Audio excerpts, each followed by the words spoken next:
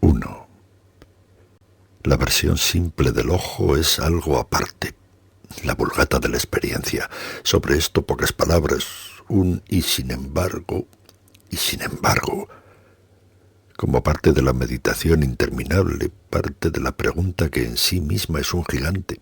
¿De qué está hecha esta casa sino de sol?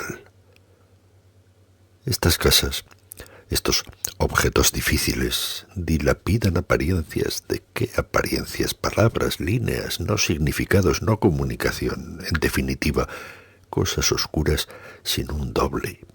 A menos que un segundo gigante mate al primero, un imaginar reciente de la realidad, muy parecido a una nueva réplica del sol, torrencial, surgente e inevitable, un poema mayor para una mayor audiencia. Como si las crudas fetas se unieran en una sola, una forma mitológica, una esfera festiva, un gran seno, barba y ser tan viejo y vivo. 2. Supongamos que estas casas estuvieran hechas de nosotros y formaran parte de una ciudad intangible, llena de timbres intangibles, transparencia de sonido, sonando en transparentes moradas del ser, intangibles residencias que parecerían moverse en el movimiento de los colores de la mente. El fluir de un fuego lejano y campanas de conos difusos uniéndose en un sentido que nos mantiene en equilibrio sin que importe el tiempo o dónde estamos. En la perpetua referencia objeto, de la perpetua meditación punto, del amor perdurable y visionario. Oscuros ya sea en los colores del sol o de la mente, inciertos en las campanas más claras, las palabras del espíritu, lo indefinido, confusas iluminaciones y sonoridades, tan nosotros mismos que no podemos distinguir entre la idea y el ser portador de la idea. 3. El punto de la visión y el deseo son lo mismo. Es al héroe de la medianoche a quien rezamos en una colina de piedras para volverla Beaumont.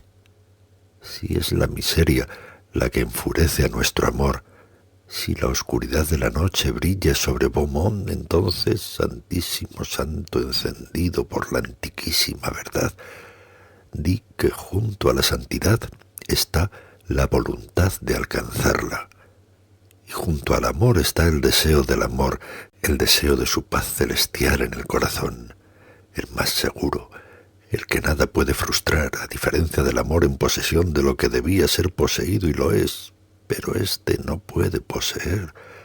Es deseo profundamente arraigado en el ojo, detrás de toda visión real, en la escena real, en la calle, en un cuarto, en una alfombra o en una pared, siempre en un vacío que querría llenarse, en una negación que no puede contener su sangre, una porcelana todavía cual arcilla sin moldear. 4. La simpleza de las cosas simples es salvajismo, tal la última simpleza de un hombre que luchó contra la ilusión y fue en un rechinar de dientes rugientes y caídas por la noche, apagado por los obesos opiáceos del dormir. Los hombres simples, en ciudades simples, son imprecisos en el apaciguamiento que necesitan.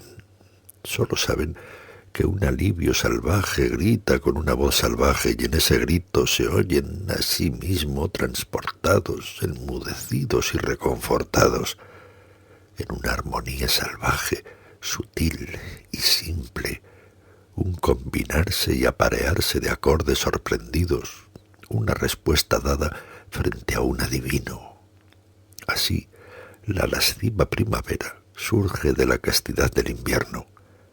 Así, después del verano, en el aire del otoño, viene el frío volumen de fantasmas olvidados, pero en calma, con instrumentos agradables, para que este frío, un cuento infantil de hielo, parezca el brillo de un calor idealizado. 5. Romance inevitable, elección inevitable de los sueños, desilusión como la última ilusión, la realidad como una cosa vista por la mente, no lo que es, sino lo que se capta, un espejo, un lago de reflejos en un cuarto, un océano cristalino que se extiende en la puerta, una gran ciudad colgando en una lámpara, una enorme nación feliz en su estilo, todo tan irreal como puede ser lo real en esos ojos burdos. ¿Por qué entonces preguntar quién ha dividido el mundo? ¿Qué empresario? Ningún hombre. El ser, la crisálida de todos los hombres, se dividió en el ocio del día azul y más en ramificaciones posteriores al día. Una parte se aferró tenazmente a la tierra común y otra buscó desde la tierra central al cielo central y en las extensiones mentales iluminadas por la luna la mayor majestad que pudo encontrar. 6. La realidad es el principio, no el fin. Alfa desnuda, no la hierofante Omega de densas investiduras con luminosos vasallos. Es la A infantil sobre sus piernas infantiles, no la retorcida, encorvada, erudita Z, que siempre se arrodilla sobre el borde del espacio, en las pálidas percepciones de sus distancias. Alfa teme a los hombres de Omega o a sus prolongaciones de lo humano. Estos personajes nos rodean en la escena. Para uno es suficiente, para el otro no. Pero ninguno de ellos es profunda absentia, ya que ambos, por igual, se nombran a sí mismos los selectos custodios de la gloria de la escena, los inmaculados intérpretes de la vida. Pero esa es la diferencia. En el fin y en el camino al fin, Alfa continúa empezando. Omega se refresca en todo final. 7. En presencia de esas capillas y esas escuelas, los empobrecidos arquitectos parecen mucho más ricos, más fecundos, deportivos y vivos. Los objetos vibran y el espectador se mueve con los objetos. Pero el espectador también se mueve con cosas menores, con cosas exteriorizadas por rígidos realistas, como si en una comedia los hombres, transformándose en cosas, se dispusiesen, vestidos con símbolos grotescos, a mostrar la verdad sobre ellos mismos, habiendo perdido como cosas ese poder que tenían de ocultar como hombres, no sólo en cuanto a la profundidad, sino también a la altura, no sólo en cuanto al lugar común, sino también en cuanto a sus concepciones milagrosas de nuevas mañanas, de nuevos mundos. Alaridos de un gallo pálidamente rosados como aquello que fue increíble, se vuelve en brumosos contornos, de nuevo, un día creíble. 8. En un anhelo constante nos arrojamos sobre esta forma, bajamos a la calle e inhalamos una salud del aire hasta nuestros vacíos sepulcrales. El amor de lo real se suaviza en las fragancias de 3, 4 esquinas provenientes de hojas de 5 o 6 puntas. Verde la señal para el amante y azul como de lugar secreto en el anónimo color del universo. Nuestras respiraciones como un elemento desesperado que debemos calmar, el origen de una lengua materna con la cual hablarle a ella, la idónea, el medio de la extranjeridad, la sílaba del reconocimiento, de la confesión, del grito apasionado, el grito que contiene su contrario en sí mismo, en el que miradas y sentimientos se mezclan y se integran como una rápida respuesta modifica una pregunta no del todo dicha en una conversación entre dos cuerpos incorpóreos en su charla demasiado frágiles, demasiado inmediatos para cualquier decir. 9. Seguimos volviendo y volviendo a lo real, al hotel en vez de a los himnos que el viento arroja sobre él. Buscamos el poema de la realidad pura, intacto de tropos o desviación, directo a la palabra, directo al objeto penetrante, al objeto en el punto más exacto en el cual es él mismo, penetrante solo por ser lo que es, una visión de New Haven, digamos, a través del ojo certero, el ojo libre de incertidumbre, con la visión simple, sin reflexión. No buscamos nada más allá de la realidad. Dentro de ella está la totalidad, incluida la alquimística del espíritu, incluido el espíritu que la recorre y atraviesa no sólo lo visible, lo sólido, también lo móvil, el momento, la llegada de las festividades y los hábitos de los santos, el esquema de los cielos y el elevado aire nocturno. 10. Allá en la luna es fatal y vacío, pero acá, aún, la belleza enigmática de cada bello enigma se acumula en un objeto doble y total. No sabemos qué es real y qué no lo es. Decimos que la luna está habitada por el fantasma del hombre de bronce, quien decidió y por eso murió. Nosotros no somos hombres de bronce y no estamos muertos. Su espíritu está encarcelado en el cambio constante, pero el nuestro no está encarcelado, reside en una permanencia hecha de impermanencia, en una lealtad en contraste con la luz lunar. De modo que la mañana y la noche son como promesas cumplidas, de modo que la cercanía del sol y su llegada, su fiesta nocturna y su posterior festividad, esta lealtad de la realidad, este modo, este cuidado y su venerable contención alegran las alucinaciones de la superficie. 11.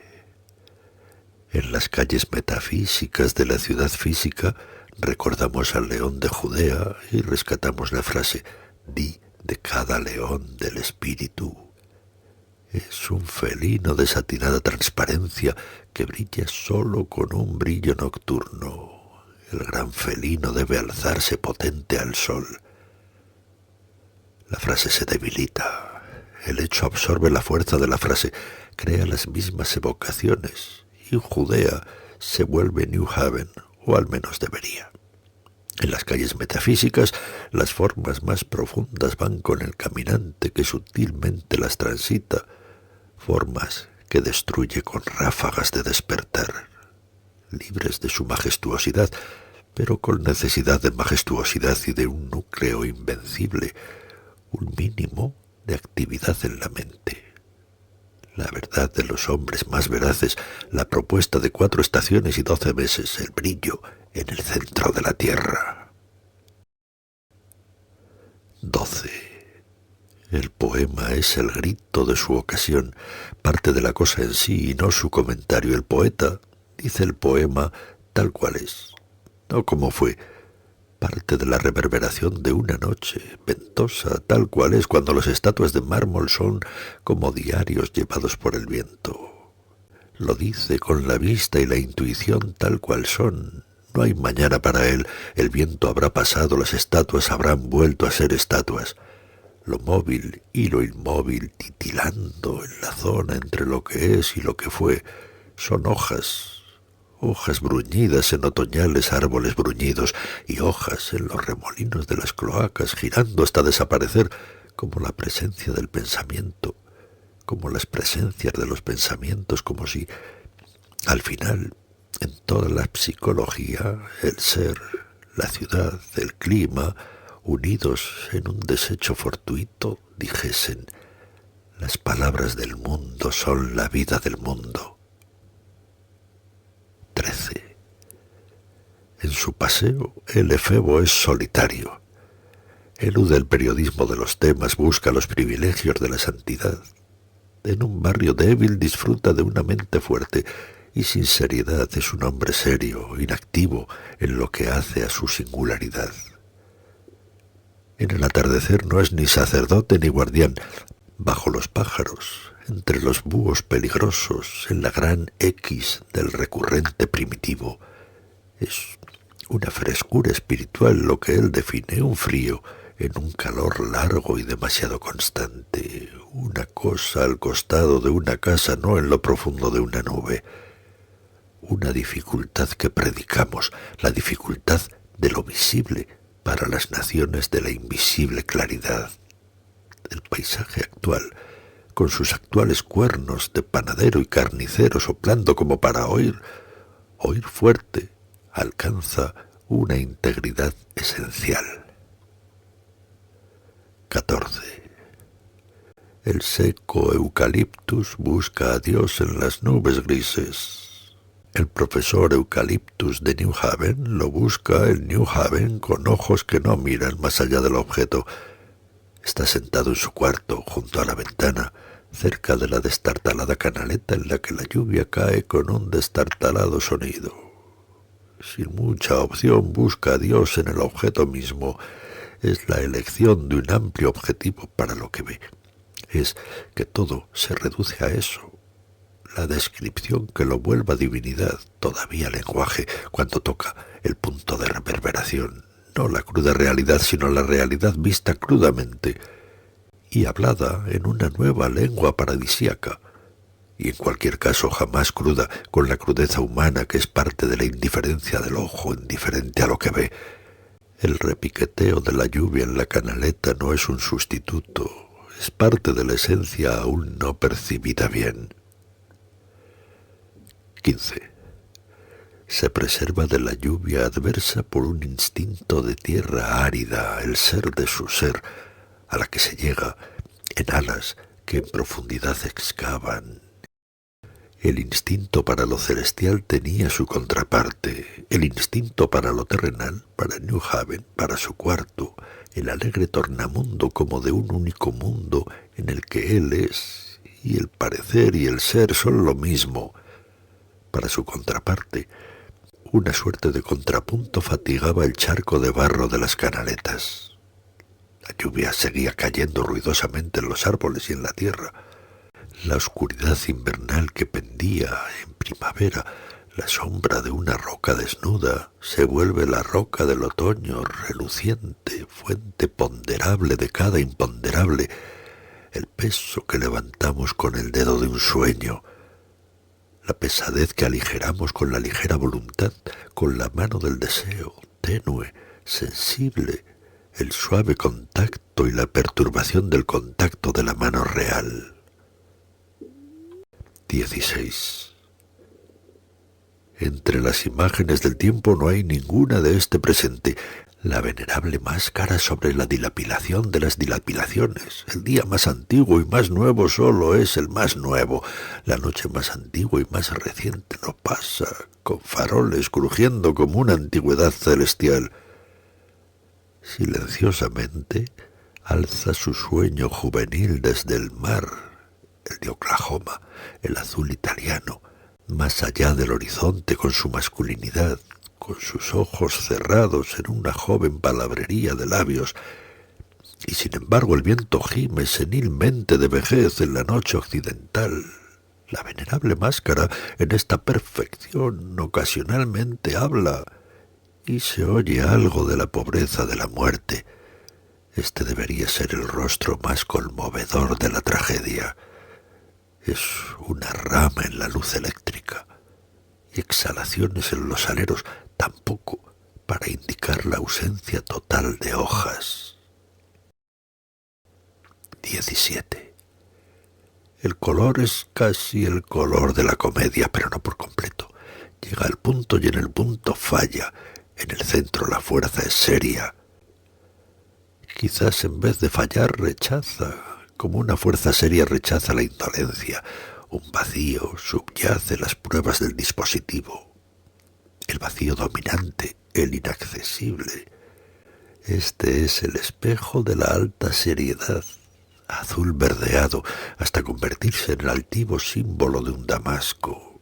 Soltura dorada, liviandad, fluctuación de la hebra, el lustre de cintas y las luces de piedras comunes como rayos benditos surgidos de un arbusto bendito, o las devastadas figuraciones de los páramos de la noche, del tiempo y de la imaginación, preservadas y observadas en un manto de rayos. Estas frases intermitentes son también de la tragedia, pues la reflexión seria no está compuesta ni de lo cómico ni de lo trágico, sino del lugar común. 18. Es la ventana la que hace difícil decir adiós al pasado y vivir y estar en el presente estado de las cosas, como pintar en el presente estado de la pintura y no en el de hace 30 años.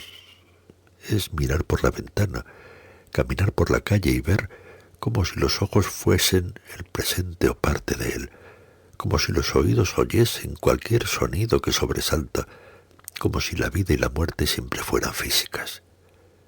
La vida y la muerte de este carpintero dependen de una fucsia en una lata, de iridiscencias, de pétalos que nunca se manifestarán, cosas aún no verdaderas, que percibe a través de la verdad, o cree percibirlas como percibe el presente, o cree percibirlo, las iridiscencias de madera de un carpintero, el modelo para aprendices astrales, una ciudad que se abre como una caja de herramientas, el excéntrico exterior del que hablan los relojes. 19. En la mente la luna se elevó y en ella, de noche, todo adquirió su aspecto radiante, postrado bajo la singularidad de su voluntad. Lo que era verde público se volvió gris privado. En otra época el aspecto radiante provenía de una fuente diferente, pero siempre hubo uno, un siglo en el que todo era parte de aquel siglo y de su aspecto, un personaje, un hombre que era el eje de su tiempo, una imagen que engendraba sus puerilidades, imaginarios polos cuya inteligencia vertía sobre el caos sus cortesías. ¿Cuál es el aspecto radiante de este lugar, esta colonia presente de una colonia de colonias, un sentido en el sentido cambiante de las cosas? Una figura, cual eclesiasta, tosca y luminosa, canta en la oscuridad un texto que es una respuesta, aunque oscura. 20. Las transcripciones imaginativas hoy parecían nubes, imposibles de distinguir las transcripciones del sentimiento. La ciudad era un residuo, un neutro que derrama formas en un absoluto, aunque sus transcripciones de cuando estaba azul permanecen, y las formas que tomó en el sentimiento, las personas en las que se volvió, los anónimos personajes fugaces. Estos actores todavía caminan en un crepúsculo murmurando frases. Puede ser que en el aire se mezclen nubes y nombres, o en las calles, o en torno a los rincones de un hombre que está sentado pensando en los rincones de un cuarto. En esta habitación, la esfera pura escapa de lo impuro, porque el pensador mismo escapa, y sin embargo, haber evadido nubes y hombres lo vuelve un ser desnudo con una voluntad desnuda y todo por hacer. Puede evadir incluso su propia voluntad, y en su desnudez habitar la hipnosis de esa esfera. 21. Pero no puede evadir su voluntad ni la voluntad de otros hombres, y no puede evadir la voluntad de la necesidad, la voluntad de las voluntades. Romanza de la isla del pastor negro, como el sonido constante del agua del mar en el oído del pastor y sus formas negras de la isla, pero no de cualquier isla. Cerca de los sentidos hay otra isla, en la que los sentidos dan y nada toman. El opuesto de Citera, un aislamiento en el centro, el objeto de la voluntad. Este lugar, las cosas en torno, la romanza alternativa de las superficies, las ventanas, las paredes, los ladrillos resquebrajándose en la pobreza del tiempo, lo claro. Un modo celestial impera, aunque sea en las ramas que se agitan en la lluvia. Las dos romanzas, la distante y la cercana, son una única voz en el ulular del viento. 22. El profesor Eucaliptus dijo: la búsqueda de la realidad es tan importante como la búsqueda de Dios. Es la búsqueda del filósofo de un interior vuelto exterior y la búsqueda del poeta de ese mismo exterior vuelto interior. Cosas inanimadas respirando absortas las inhalaciones del frío original y del principio original. Sin embargo, la sensación de frío y de principio es una sensación cotidiana. No el predicado del origen resplandeciente. La creación no se renueva con imágenes de vagabundos solitarios. Recrear, usar el frío y el principio y el origen resplandeciente es buscar. Lo mismo que decir de la estrella vespertina, la luz más antigua en el cielo más antiguo, que es totalmente una luz interior que brilla desde el seno somnoliento de lo real. Recrea, busca un posible para su posibilidad. 23. El sol es la mitad del mundo, la mitad de todo, la mitad incorpórea. Siempre está presente esta mitad incorpórea, esta iluminación, esta elevación, este futuro, digamos, los colores rezagados de ese pasado, el verde desgastado, la mujer de casimir negro. Si entonces New Haven es medio sol, lo que queda al anochecer, cuando oscurece, es la otra mitad, iluminada por el espacio, inmensa sobre los que duermen, del único futuro de la noche, el único sueño, como de un sonido largo e inevitable, una especie de sonido engañoso y persuasivo, y lo bueno de acunarse en un sonido materno, sin ser perturbado por los distintos seres del día, siendo parte de un todo unificado. En esta identidad todavía siguen ocurriendo desencarnaciones. Lo que es dubitativamente deseo prolonga sus aventuras para crear formas de adiós, furtivas, entre helechos verdes. 24. Los consuelos del espacio son cosas sin nombre. Fue después de la neurosis del invierno, fue en el genio del verano que hicieron estallar estatua de Júpiter entre nubes atronadoras. Llevó todo el día a callar el cielo y luego volver a rellenar su vacío. De modo que al filo de la tarde, no después, antes que hubiese ocurrido el pensamiento de la noche o el sonido de la incomincia, se hubiese posado, se hizo un claro, una disposición para las primeras campanas, una apertura para el desborde.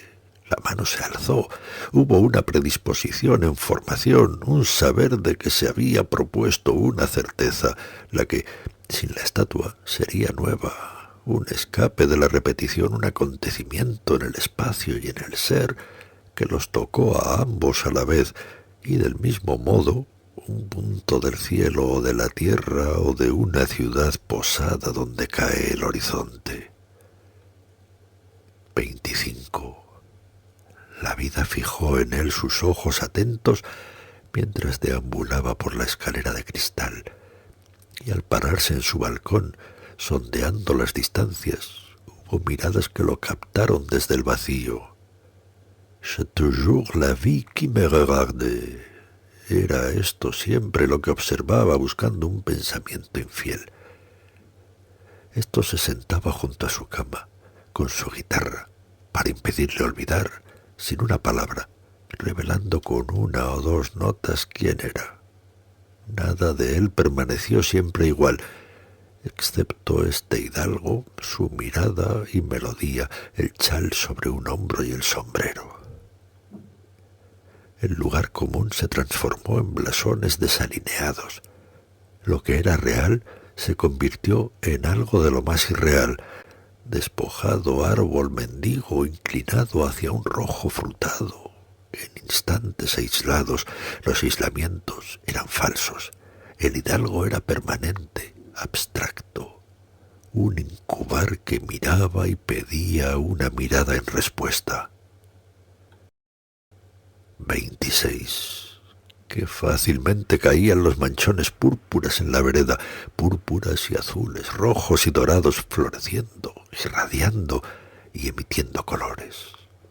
Más allá, los cabos, a lo largo del estrecho de la tarde, se quitaban su marino oscuro en luz de lapislázuli.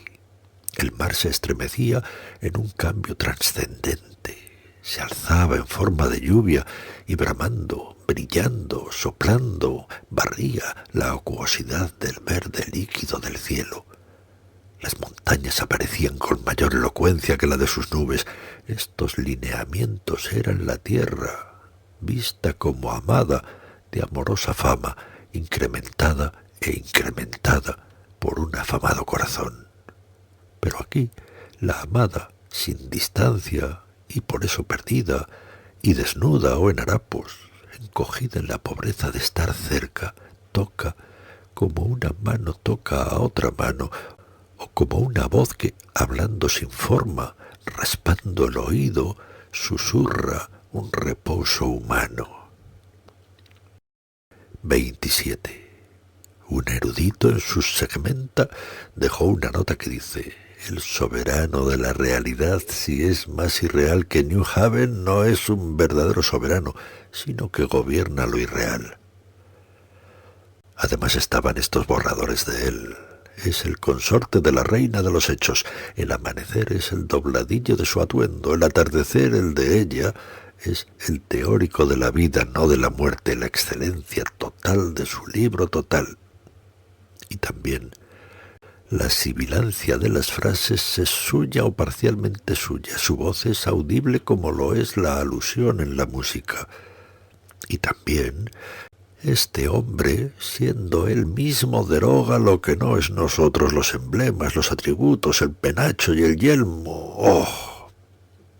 Y también lo ha resuelto, lo resuelve tal como él fue y como es, y con la reina de los hechos se solaza junto al mar. 28. Y si fuera verdad que la realidad existe en la mente, el pedazo de pan en el plato de lata, el cuchillo de hoja larga, un poco para beber y su misericordia, entonces lo real y lo irreal son dos cosas en una. New Haven antes y después que uno llega, o digamos, Bérgamo en una postal, Roma al anochecer, Suecia descripta, Salzburgo con ojos pintados, o París en una charla de café. Este poema que se elabora interminablemente despliega la teoría de la poesía como la vida de la poesía.